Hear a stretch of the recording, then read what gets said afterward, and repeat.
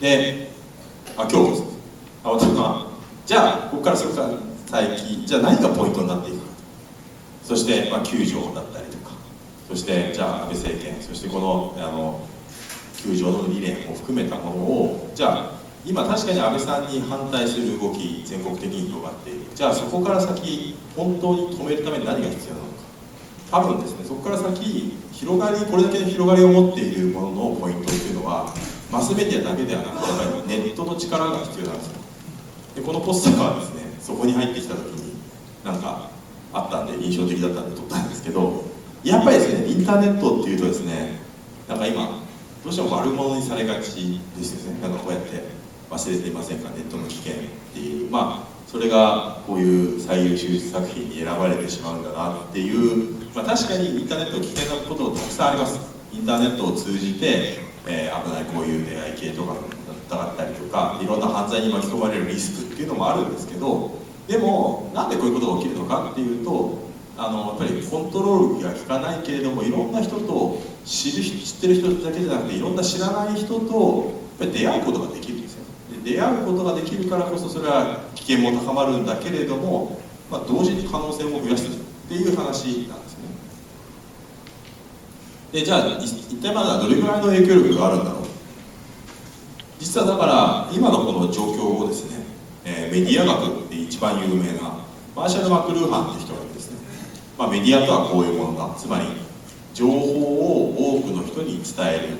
る、その媒介となるのがメディアですけれども、そのメディアっていうものはこういうものだ。非常にそれは新聞が登場して、テレビが登場してき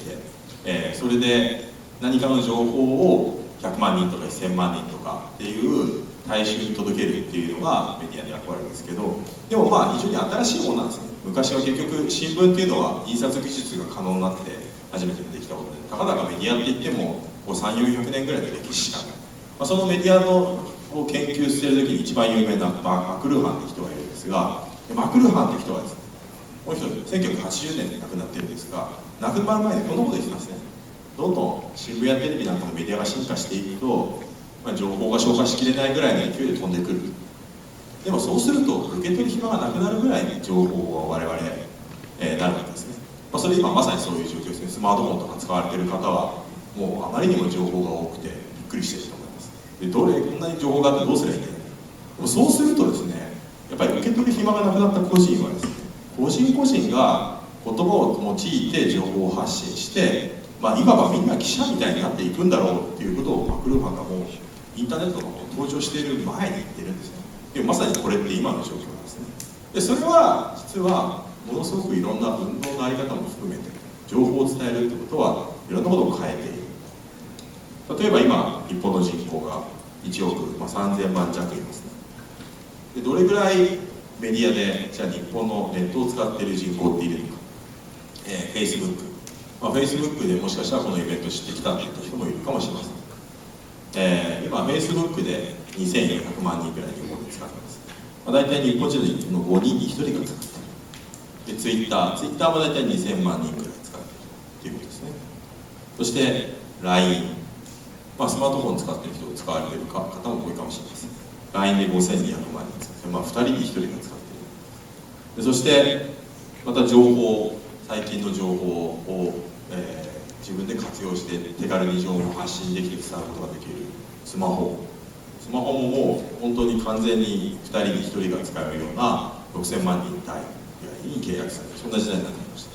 た。だからこの時代において確かに新聞とかテレビとかまだまだ影響力は強いけれども、しかしこれだけの人が多く使うようになった。例えば本当に5年前とかってツイッターのユーザーって300万人とかしかなかったんですよ。300万人って言ったら50人に1人がそういう世界です。だからそれが使う一部のものから、国民の結構多くがもう使うような今情報のインフラになりつつあるっていうのが、利用者からも分かる。だからこれをどううまく使っていくかって話ですね。で僕はその新旧のメディアの交差点っていうのは2010年だったなと思ってて、その時ですね、当時の首相鳩山さんでした。鳩山さんがですね、こんなことをやってました。鳩山さんが2010年のまだ首相だった2010年の1月1日に首相としてツイッターで情報発信始めますって言ったんですね。5年前です。でその2010年の、11月4日何が起きたのか、こんなことが起きました。これ尖閣の情報流出事故、尖閣の情報が YouTube に上がって、それがいろんなところできる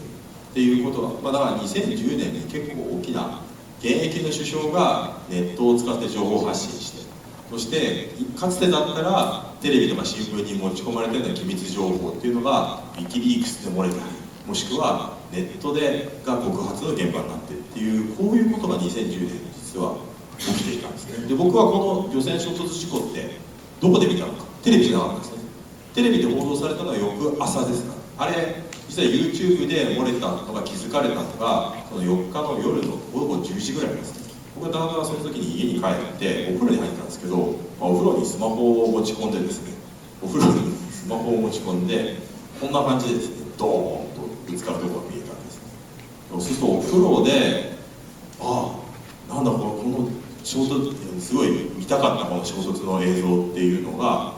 見れて、そして iPhone なので、動画を再生した後もう一回戻して巻き戻して何度も見たいんですよ。だからこういうスクープの映像っていうのをテレビの編集とかを関係なしにその生のもので見られる、しかもそれがお風呂で見られるみたいな。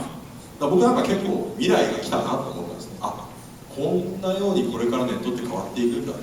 ネットって確かにしょうもない情報とかね、怪しげな情報とか危険もたくさんあるんだけれども、しかし本来知るべき情報をこういう形でいろんな人にいろんな形で伝えることができる。やっぱり情報の流れ方が本当に変わったのは5年前なんだなというふうに僕は思いました。いくつかやっぱりキーワードがあります。今ソーシャルメディア、Twitter、Facebook、非常にいくつか僕はキーワードがある。非常にリアルタイムなんですね。どこかで誰かがこんなことやって、今どこでこんなことが起きているっていうことを Facebook とか Twitter でやったらそれが一気に知られる。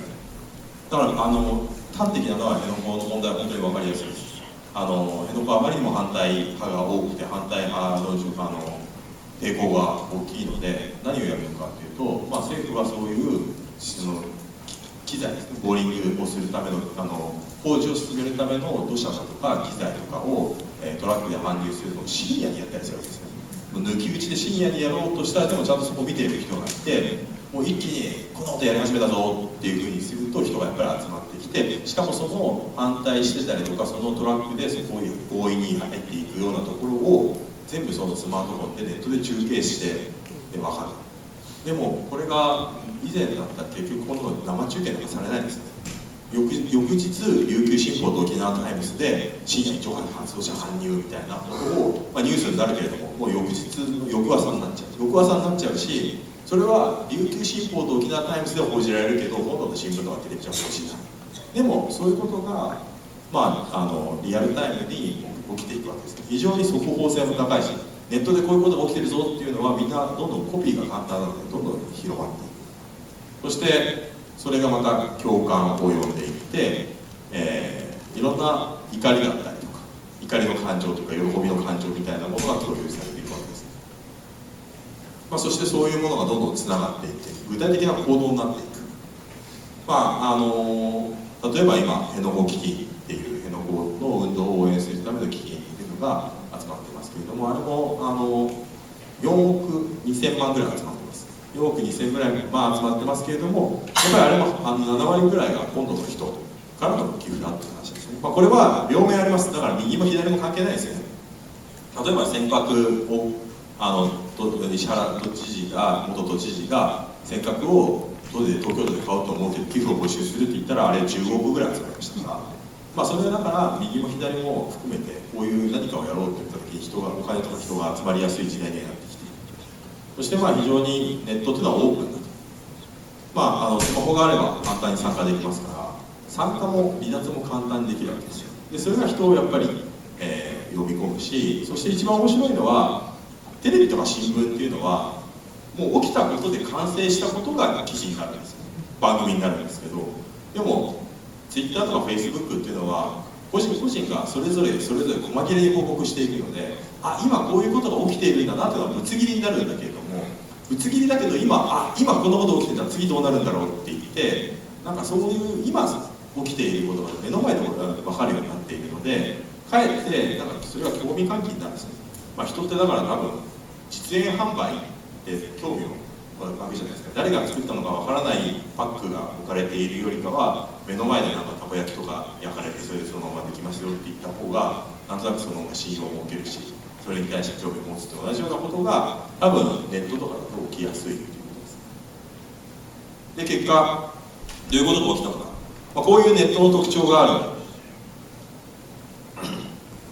ネットの特徴が社会変えてますね。いい面悪い面もちろん両方あります。でも例えば中東ではアラブの春っていうですね、ジャスミン革命を弾破するネットで人が集まって現政権に対する人が集まってデモをして政権が倒れる、こんなことがありました。でもう一つ社会運動という意味ではこれも大きかったです。アメリカのウォール街、いわゆる格差の反対ですね。あまりにもアメリカは金融資本主義が蔓延しすぎちゃっていて、これに対して格差が広がっていると、若者は就職すらまともにできない、どういうことなんだっていうことで、まさに金融のあれであるウォール街に若者たちが集まってそこを占拠し始めた、オキパイウォールする。でこれは実は世界中に影響を与えました。どういうことかっていうと、アラブの春っていうのは単なるその中東でのデモが起きて政権が倒れるってことだったんだけど、あれはですね、オキパイウォールストリートはこういうネットを使って人を集めて、こういう抗議行動をしましょうっていうですね、方法論をマニュアル化したんですよ。マニュアル化して、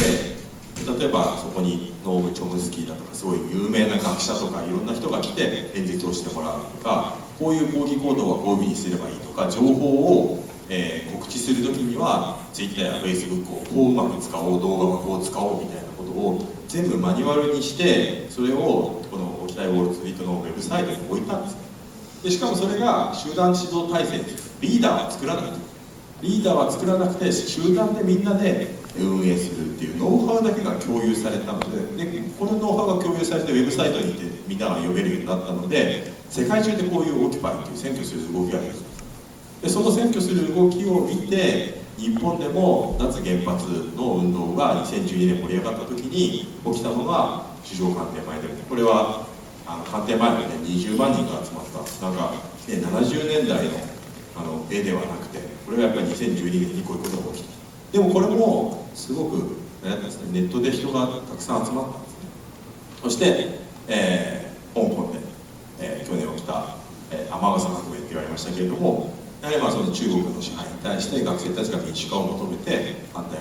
が起きた。でもこういうのも全部オキパイの方法論なんかを使いながらネットで人を集めて抗議運動をするっていうような、そういうことが起きてきている。ちなみに2012年の官邸前でも、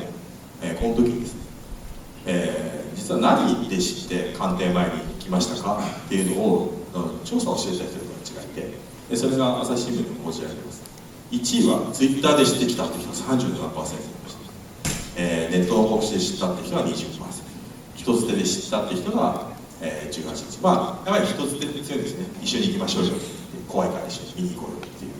でそして Facebook が 20%。でも重要なのはもうこれで8割ぐらいなんですよ。あれと、新聞とかテレビみたいな旧メディアで知った人っていなかったのか。デモってね、デモをやるってあんまり新聞とかテレビでやらないので当たり前なんですけど、テレビが 4%、 そして新聞 2%、 全然やっぱり古いメディアの影響力って少ないですよね。でもテレビで別にやってなかったわけじゃないです。実はこの20万人集めた6月29日って、この首相官邸前の脱原発の抗議運動って毎週やってるんですよ。毎週金曜日にやっていて、今はシールズがやってますけれども、いろんな人たちがやっていて、毎週やっている中で、だからこの1週間前もやってて4万人集まってるんです。でその時には実は「報道ステーション」が、テレビ朝日系列の「報道ステーション」がヘリを飛ばしてこんな4万人も人集まってるってやったんです。だからそれで知った人もいるんだけれども、やはりでも実は行きましょう、こんなデモがあるから本当に声を上げましょうっていうので、テレビとかね新聞っていうのは起きたっていう、あったことを起きたって伝えるんですけど、Facebook とか Twitter は来週もあるから行こうよっていう、そういうメディアなんです。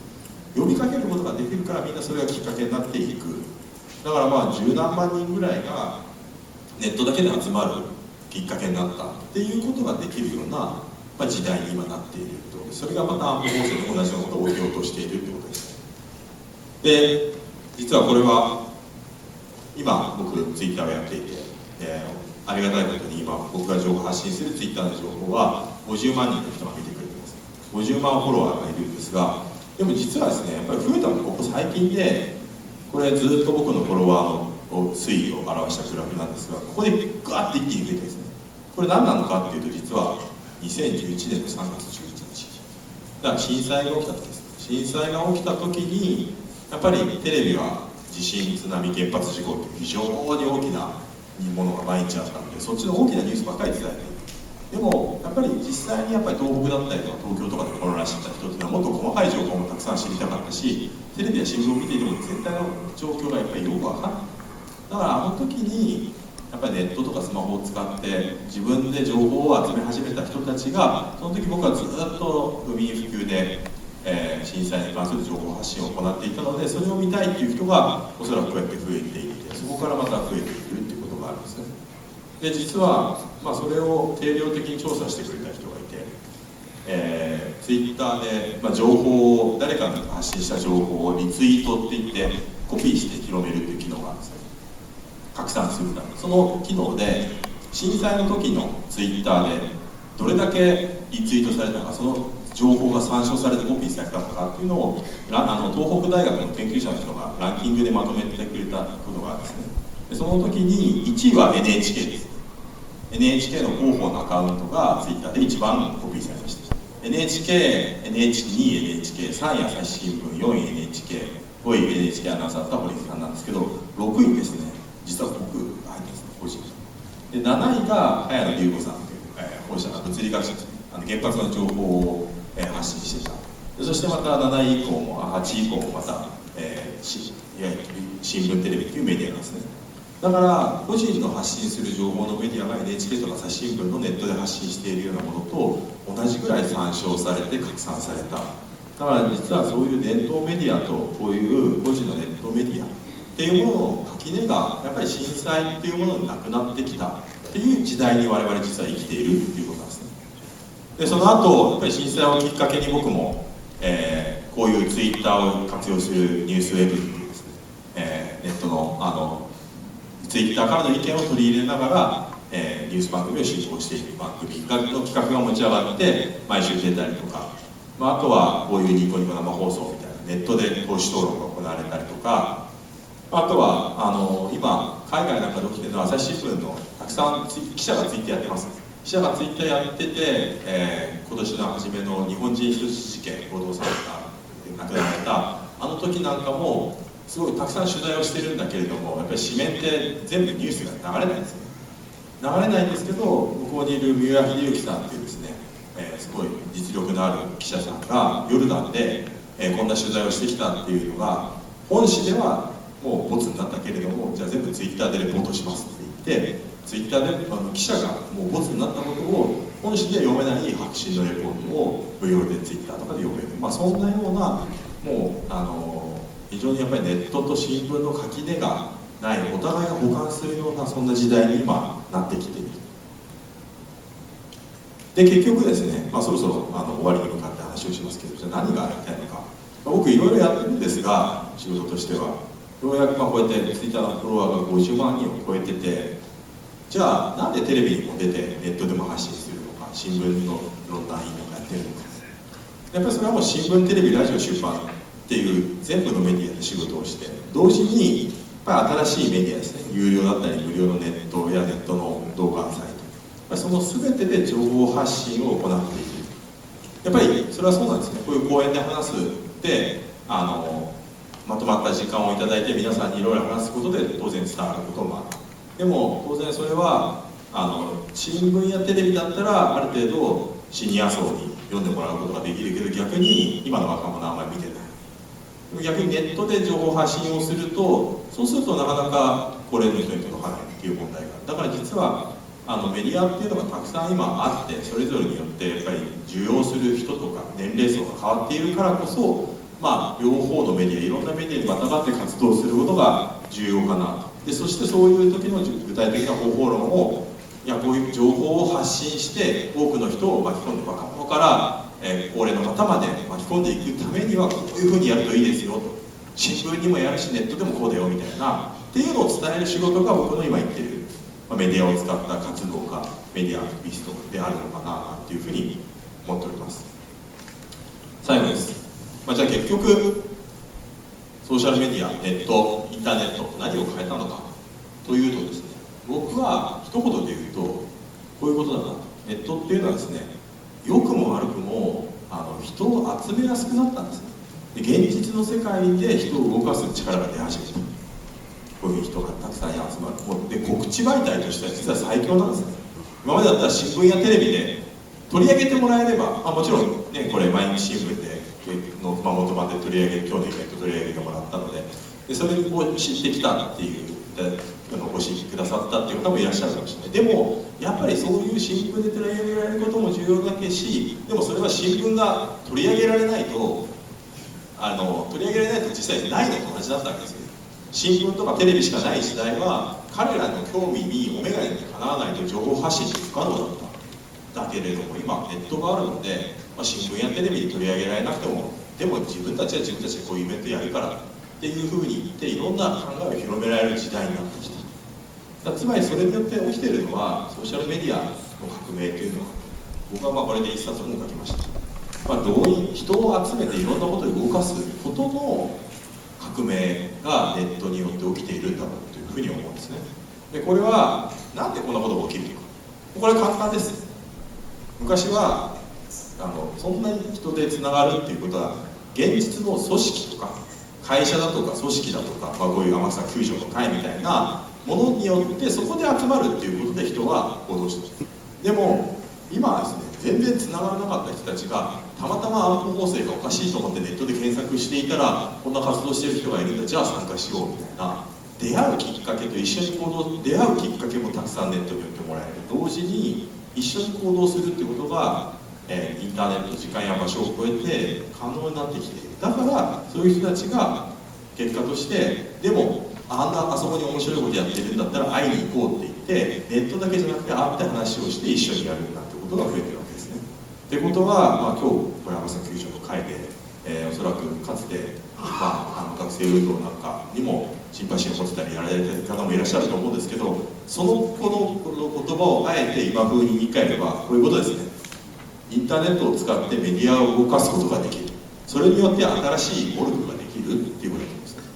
だからかつてのオルグと、言ってしまうと同じなんだけれども、でもかつてのオルグとは違ってもっと洗練された形でいろんな人を巻き込んで、それを社会的に圧力に変えていくことができる。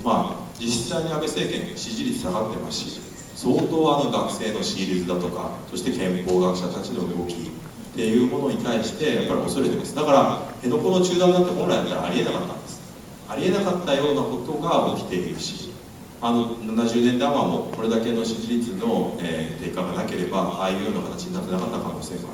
る。もしかしたら本当に今度の今国会で、安倍政権はね絶対安保法制通すつもりでしょうから、おそらくそれは強行してしまうんでしょう。それはそうなんだけれども、強行したら強行したですごくいろんな来年の選挙も含めていろんなことにダメージが、だからそこに対して実はできることというのはたくさんあるっていうような、そんなお話をして、今日の僕の講演は、締めたいなと思います。どうもご清聴ありがとうございました。